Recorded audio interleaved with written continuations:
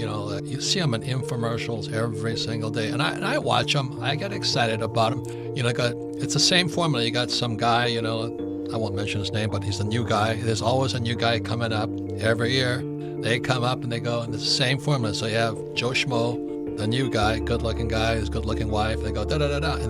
And the interview, yeah, I had nothing, and I'm now a multi-millionaire flipping real estate. I go, it's the same formula. Everybody wants to get rich quick. And thank God, we've done our best at the Rich Dad Company to avoid that, because there's a difference between flipping and flopping and having some hot chick and some hot young guy up there promising you can get rich quick in real estate. And it does happen, I guess, occasionally, but not for the long term, because eventually your stupidity will catch you, or more your vanity. Yeah, I can do this. I've invested in a couple of properties. I have a master's degree accounting or something, and they really are so vain. And real estate is a very sophisticated game. So our guests today are longtime friends, probably some of the oldest friends the Rich Dad Company has had. I mean, we were so desperate for publicity that I actually flew to wherever you guys were located and went on the Real Estate Guys radio show. I did my first infomercial or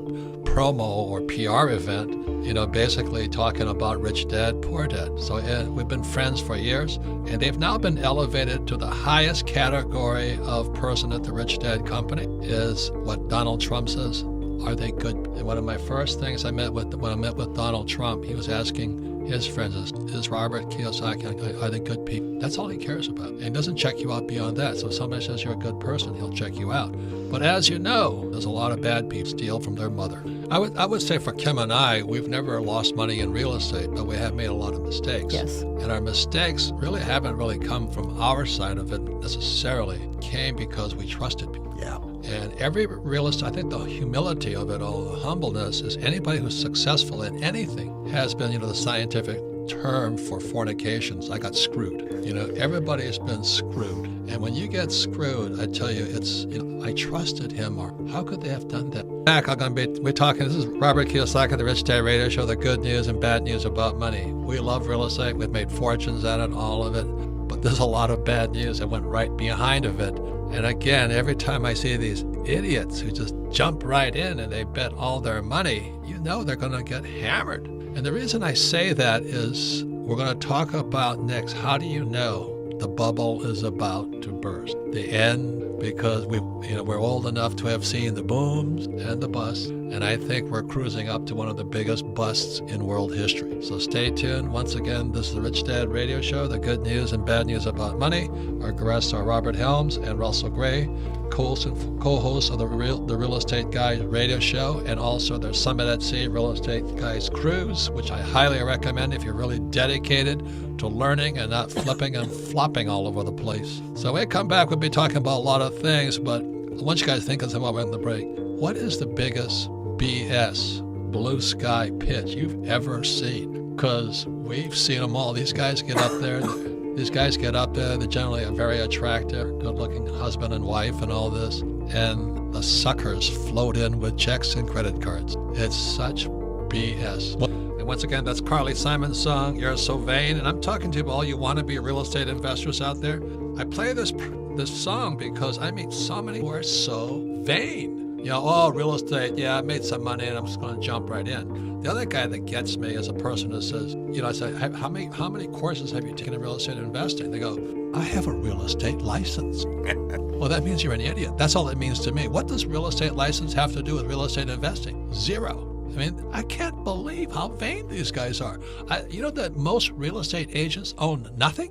And they're giving you advice on investing. So that's why I'm really glad we're having this program. Our guests today are Robert Helms, Russell Gray, the Real Estate Guys radio show. Please tune into their show because they're more specifically on the professional real estate investor. But most importantly, friends, family, and business associate, especially that idiot brother-in-law of yours who thinks they're going to jump in and invest in real estate because the market is hot.